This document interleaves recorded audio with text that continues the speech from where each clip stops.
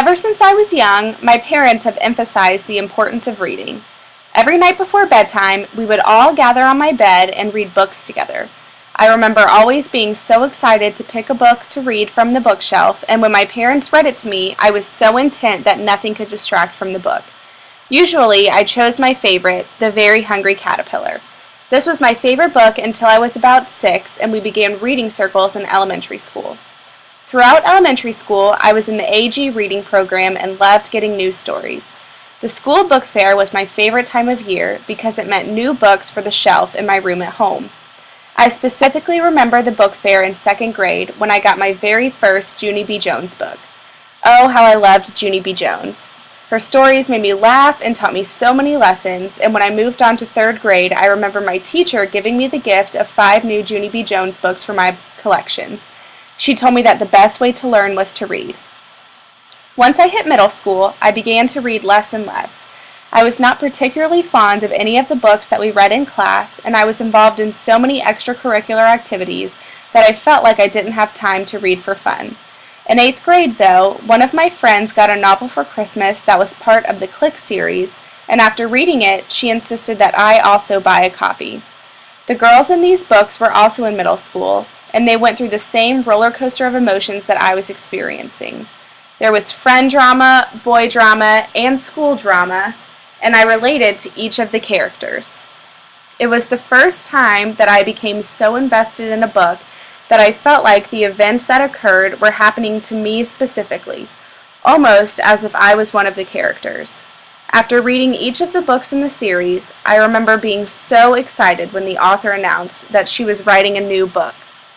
I would go through the book aisle at Target every single week, waiting to see the new one on the shelf, and when I finally did, I sat right in the aisle and began reading.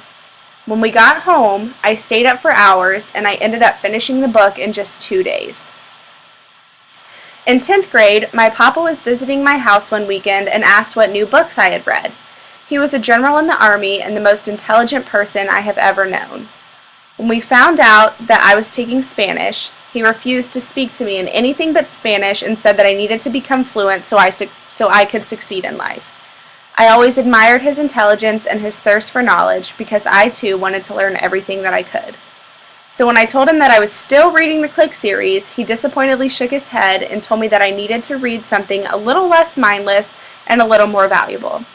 He took me to Barnes & Noble and introduced me to the elite nonfiction section on the 2nd level, to which I had never previously ventured. To be honest, I didn't even know that it existed. I searched the shelves and immediately realized that these 3 rows of books held so much knowledge, I was almost in a state of awe. There were books on race and books on war, biographies of famous scientists, and even stories of the Native Americans.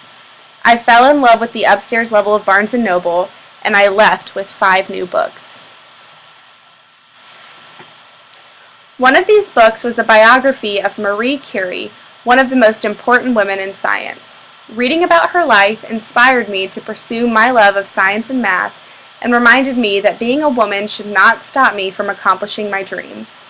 I am very much a feminist, and she was one of the incredible women who began to shape my philosophy of equality. After years and years of buying books from the nonfiction section at Barnes & Noble, I would now define myself as someone who reads to learn. While I know that I would probably still enjoy works of fiction and that there are very important lessons that fictional books teach readers, I prefer to read books that describe people's lives and accounts of real events. It sounds silly, but it's almost as if I can feel my brain growing each time I read a new book, and that is the best feeling imaginable. Books make me ponder the world